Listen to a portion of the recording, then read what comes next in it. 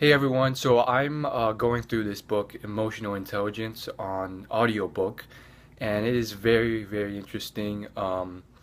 It really just demonstrates, out of all the things I've learned, how important your brain is, and how it's a really complex system where everything has to work together. And if one thing fails, the whole thing can go very wrong. And another thing I learned is that you really have to be appreciative because you don't know what could happen in the future that can screw you up immensely. And there's this one story in this book where this man, he's a corporate lawyer. Uh, Obviously, that implies he's pretty successful financially, and he has a family. So it seems like everything's going well. One day, he gets a tumor the size of a little orange behind his forehead. They surgically remove it. It's a success. And then we find out that his whole life turns to crap. Uh, at first, it seems like everything's good, but then he gets fired from his job. He can't find any job. His wife leaves him.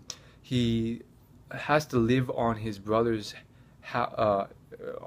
couch, and he can't seem to do anything financially. He can't make all his money goes down the drain when he invests it. And it turns out um, he can think and act mentally and do everything the same as he did before. But the surgical removal um, slightly damaged his frontal lobes. And that slight damage, all it did was remove the emotional connection between his thinking and his actual emotional center, the amygdala, which caused him to be very robotic and non-emotional in everything he did. So he still had his memories, he still could think mathematically, but he could not prioritize. So his bosses fired him because he could not prioritize what was good and important from what was not. And he could not emotionally attribute things that were of great importance or bad news to things that were just mediocre. And this was demonstrated when he went to a psychiatrist and a therapist. And by the way, he took a lot of mathematical tests and all these things to test his all his functions to see if they were working, and they all came back with flying colors. But then he went to a therapist and he recounted all these memories he had, and the therapist noted how even the most horrible things that happened in his life, he recounted them with such a non-emotional tendency. Like he didn't even care at all. It was just very much robotic. And it was one of those things where he could not attribute emotion and intense emotion to things that were important to him. And his therapist felt more emotional reactions than he did from recounting these memories. And to me, it just illustrates how complex and important every part of your brain is, and how much luck plays a factor in life. You could be the most successful, rich person ever, and boom, you get cancer, you get a tumor somewhere in your liver, uh, God forbid your brain, and something screws up, and then you come out of it screwed up.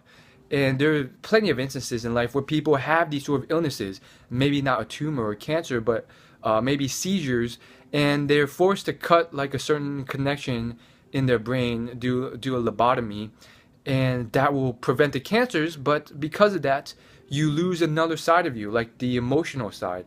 And again, a lot of people attribute all these things like pain and emotion as human flaws. Well, that's not true.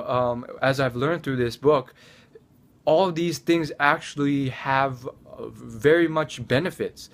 And there's all these cheesy films. Well, not a lot of people won't see them as cheesy, but I do.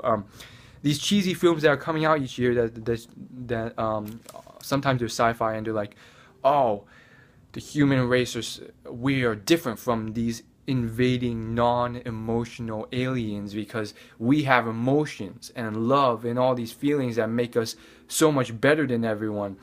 Um, well, in fact, I do believe that it's a very first off, it's a very important trait, and the films depict it as something that's like a flaw, like a weakness to humans. Um, well, actually, technically, sometimes they go beyond that, and they somewhat do a righteous job of portraying it for what it really is, which is that it has its strengths and weaknesses, and we develop these things because they have a lot of strengths in communicating and prioritizing, in taking action and reacting to stuff, and it's also a lot faster reaction in those cases where you don't have time to react in the wilderness, or think it through your other systems. Um, and so there's a lot of benefits through this for survival and reproduction. And because of our modern society, it also comes with a lot of weaknesses, because these quick second reactions oftentimes are not as logical or beneficial as if you thought it out and chose a better course of action. So I don't agree after going through this book, and I haven't finished the book either. When I do, I would probably do a review on my book review channel. Go check that out and subscribe. Um, it seems like emotional intelligence and emotions are very beneficial in certain ways, and in other ways, because of our modern society, they are not as beneficial. And again, I just want to conclude by saying that the whole thing is very interesting in the fact that, I mean, again, you just have to be very grateful, because you don't know what's going to happen. There are millionaires and billionaires. Well, not there's only one billionaire I know. They've died in car crashes, plane crashes, and just because you have something in life, money, whatever it is, does not mean that you're immune to some sort of problem coming in the future. Cancer, car crash, something as simple as going into a surgery knowing that you will come out a completely different person. Maybe not even the same person. Maybe a person, like a thing, I don't want to call it a thing, but like a robotic person who has all the memories, the mathematical skills, everything you had before, but looks at your past self as a different person because of your non-emotional state. That's just one case study, an example of what can happen to you.